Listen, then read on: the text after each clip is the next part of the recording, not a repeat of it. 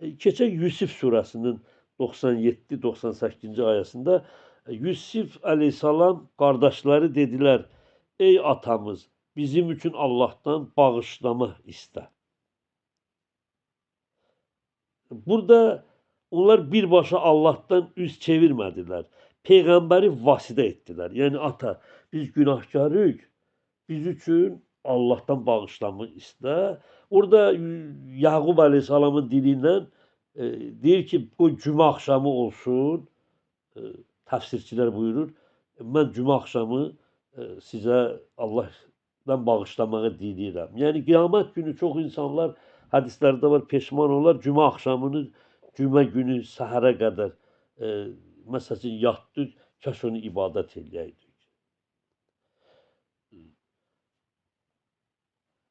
Peyğəmbəri vasitə qərar verdi ki, öz atalarını. Bunu Quran bizə deyirsə, bu şirk adlanmadı. Bu əksinə qəbul olundu Allah tərəfdən. Peyğəmbər dövründə görək təvəssül olub ya yox. Deyir bir kör kişinin gəldi Peyğəmbər əleyhissalamın yanına. Dedi, ya Peyğəmbər, mənim üçün dua et ki, gözüm açılsın. Deyir, Peyğəmbər buyurdu, de ilahi, sənin Peyğəmbərin Məhəmmədi sallallahu aleyhi və səlləmi sənə vasitə edirəm. Peyğəmbər özünü vasitə etdirdi. Heç vaxt bunu şirk də adlandırmadı. Bax, o körün ondan istəyindən o buyurdu ki, Allaha de, ilahi, Məhəmmədi sənə vasitə edirəm. Yəni ona təvəssül edirəm. Ona xatir mənə, məsələn, bu şəfamı ver. Bizim imamlarımızdan İmam Cəfər Sadıq əleyhissalam buyurur ki, biz Allahla onun bəndələri arasında vəsiləyik. Burada demir biz Allahıq. Demir biz müstəqil vasitə deyir. Burada deyir, yəni bizdən istəyənə biz də Allahdan istəyərik. Çünki Allah buyurur, Quranda neçə yerdə var ki, Allah icazə verdiyi kəslər şəfaat edə bilərlər. O şəfaat edənlərin Məhəmməd Peyğəmbər, onun əhl-i beyti olacaq. Hətta qiyamət günü şəhidlərimiz, yəni ümumi şəhidlər haqqında var, təqvalı alimlər. Allah bir miqdar istədiyi kimsələrə, bəndələrə o şəfaat etməyi qərar verəcək. İmam Rıza buyurur, kim bizi Allahdan ayrı bilsə kafirdir. Kim bizi Allahın izni ilə vəsilə bilsə o mömindir. Artıq bu İmam Rıza əleyhissalamın sözü bu mövzunu tam bağlayır. Əzizlər, hansı şirkdir? Yəni bu vəsilədə biri məsəl üçün bu düşüncədə olsa, imam məni Allahsız xilas edər. İmam məni Allahsız xilas edər. Məsəl üçün, bu zat, bu adam, bu şəxs möcüzə sahibidir. Allah istəməsə də o edər. Bax, belə yanaşma bu şirkdir, açıq şirkdir. Təvəssül isə bu cürdür. İlahi, Hüseyn əleyhissalam xatirinə, ya məsəl üçün, ya Əli, Allahın izni ilə kömək elə. Ey Allah, öz sevdiklərin vasitəsilə bizə rəhm elə. Bax, burada nəticə belə gəlir ki, güc Allahdandır. İnsan gücü Allahda bilir. Vasitə Allahın seçdiğidir. Məqsəd yenə burada Allahdır. Yəni, ya Peyğəmbər, səndən istəyirəm Allah yanında. Ey Əhl-i Beyt əleyhissalamlar, səndən istəyirəm Allah yanında bizə vəsi ol, vasitəçi ol. Bu məqsədə uyğundur. Bunun heç bir günahı yoxdur. Bir sadə nümunə misal çəkim. Günəş işıq verir. Pəncərə işığın vasitəsidir. Əslində günəş göydədir, onun işığı gəlir, pəncərədən keçir. İşığı verən pəncərə deyil ki, pəncərə işığı vasitəsidir. Məsəl üçün, bu işıq pəncərədəndir, bu istilik pəncərədəndir, bu səhv fikirdir. Ancaq pəncərə vasitədir desən, doğrudur. Pəncərədən işıq keçir. Bu daha doğrudur. Əhl-i Beyt əleyhissalam nurun mənbəyi deyil, nurun çatma vasitəsidir. Biri də insanlar təvəssülü şirk sayır, çünki tovhidi səthi başa düşüblər. Qurandakı vəsilə ayələrini görməzdən gəlirlər. Peyğəmbər əleyhissalamın dövründəki təvəssülü inkar edirlər. Əhl-i Beyt əleyhissalam isə Quranın canlı təfsiridir. Onların buyurduğu yolda bu cürdür. İmam Səccad əleyhissalam Səhifə-i Səccadiyə, o dualar toplusunda deyir, ilahi, sənə yaxınlaşmaq üçün sənin sevdiklərini vəsilə etdim. Görürsən, vəsilə etdim. Nəticə belədir ki, şirk Allahdan başqasına müstəqil ilahilik verməkdir. Təvəssül isə Allahın icazə verdiyi yaxınlaşma yoludur.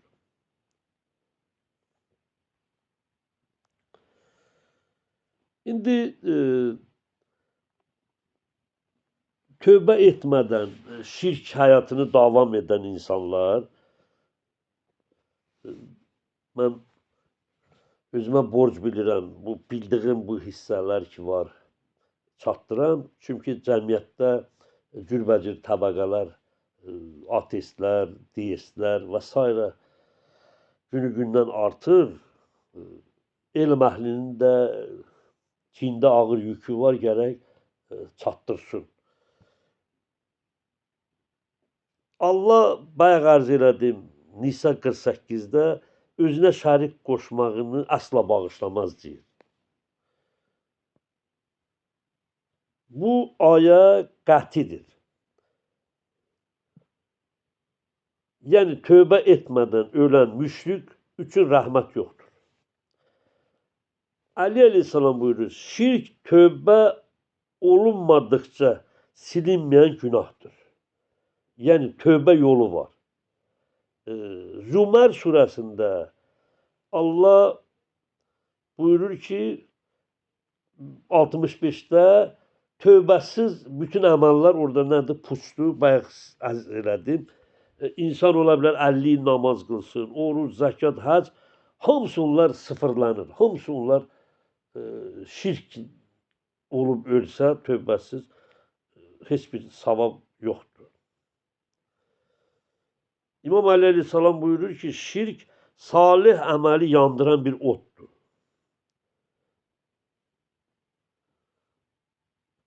Bir daha arz edeyim, şirk əhli cənnətə haramdır. Maidə 72-də təkrar edim, Allah şərik qoşana Allah cənnəti haram deyir Quranda. Bu müvəqqəti deyil, bir gün, 5 gün. Bu əbədi qadağadır, Quranın ayəsidir. Maidə 72, 5-ci surə 72-ci ayədə. İmam Cəfər Sadiq əleyhissalam buyurur, müşrik cənnətin qoxusunu belə duymayacaq. O qoxu nədir? O şirk əhli, o müşrik duymayacaq. Məhşər günü şirklər yox olacaq. Ənam surəsi var, 6-cı surə, 22-24-cü ayədə Allah buyurur, hardadır iddia etdiyiniz şəriklər? Bax, o gün bütlər yox olacaq, insanlara ki, ümid verənlər yox olacaq. Dünyada ki, bunlar bu cür danışırdılar, o gün həmin onlar ona hamısı qaçar. Yəni, onlara şərik olan, bu yolu göstərən, onları o yola aparanlar hamısı ondan qaçacaq. Quranda yenə Allah buyurur, onlar özlərinə yalan dediklərini anlayacaqlar. Yəni axirət günü peşman olarlar ki, bəli, özlərinə yalan demişdilər. Və Müddəssir surəsi var, 74-cü surə, 48-ci ayədə Allah buyurur, şəfaət edənlərin şəfaəti onlara fayda verməz. Bax, görürsünüzmü? Burada bu ayədə bizə bildirir ki, şəfaət var. Deməli, Allah deyir, şəfaət edənlərin şəfaəti onlara fayda verməz. Əgər o şəxslərə, günahkarlara şəfaət etsələr, onların fayda verməz. Ancaq Əhl-i Beyt əleyhissalam möminlərə, namaz əhlinə şəfaət edər. Şirklə ölənə yox. İmam Rıza buyurur ki, bizim şəfaətimiz tövhid əhlinədir. Məsəl üçün, İmam Cəfər Sadıq bir ayədə, hədisdə buyurur ki, bizim şəfaətimiz namazı yüngül sayanlara yetişməz. Bəyyinə surəsi var Quranda, 6-cı ayədə Allah buyurur, onlar cəhənnəm əhlidir və orada əbədi qalacaqlar. Müşrikdir, haqqı bilə-bilə inkar edən şəxslərdir. Məsəl üçün, belə deyim, bu Əl-Bəqərə surəsinin 42-ci ayəsi, Əl-Bəqərə 159-cu ayədə görürsən, haqqı batilə Allah deyir, qarışdırma, qarınlarınıza od yığmayın, haqqı bilə-bilə inkar etməyin, gizlətməyin və s. Bax, Bəyyinədə Allah buyurur ki, onlar cəhənnəm əhlidir, orada əbədi qalacaqlar. Bayaq biz ərz etdik sizə gizli şirk. Məsəl üçün, riya gizli şirkidir.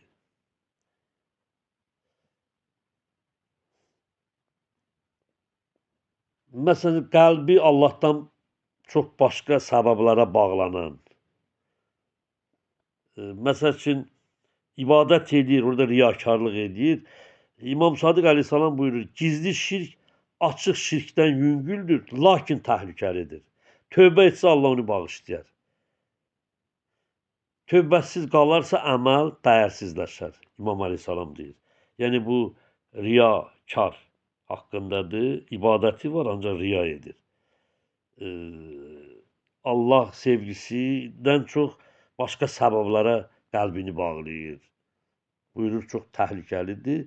Şirkdən yüngül olsa da, bu gizli şirk sayılır, ancaq təhlükəlidir. Allah bağışlayar, gərək tövbə eləsin. Tövbəsiz qalarsa əməl deyir, dəyərini itirəcək. Əzizlər, Allah Taala ədalətsiz deyil. Əhl-i Beyt əleyhissalamdan hədis var. Allah bilmədiyini qınamaz, lakin haqq ona çatdıqdan sonra üz çevirəni cəzalandırar. Yadıma Nisa surəsinin 17-18-ci ayəsi düşdü. Allah buyurur, tövbəni qəbul edərəm. Cəhalət üzündən, bilməyərək, nadan olub günah eləyib. Tövbə edər, bağışlayaram. Yox, bilir günahdır, onu israrla davam edir və ümidi var ki, öləndə tövbə eləyərəm. 18-ci ay Allah deyir, Nisada yox. Biz o adamları gözləyir, öləndə tövbə edərəm. Günahlar da edir, deyir, yox, biz onları bağışlamayacaq. Demək, Allah bilmədiyini qınamaz, bir insan bilməyib həyatda, lakin haqq ona çatdıqdan sonra üz çevirəni cəzalandırar. Haqqı tanımayan hökmü Allah verər. Ancaq tanıyıb inkar edən ağır cəza olar. Bilməyib, eşitməyib. Allah özü ona hökm verər. Bilmədiyinə görə qınamaz onu. Yox, bilib və inkar edib bir o ağır cəza sahibi olacaq. Nə də bu şirkdən bu insanı cəhənnəmə aparan bu otdan çıxış yolu Allah Quranda deyir, bəli var, Tövbə var, məxsusi Zumar surəsi var 53-cü ayə, 39-cu surə. Orada Allah buyurur, özlərinə zülm edən bəndələrim Allahın rəhmətindən ümidinizi kəsməyin.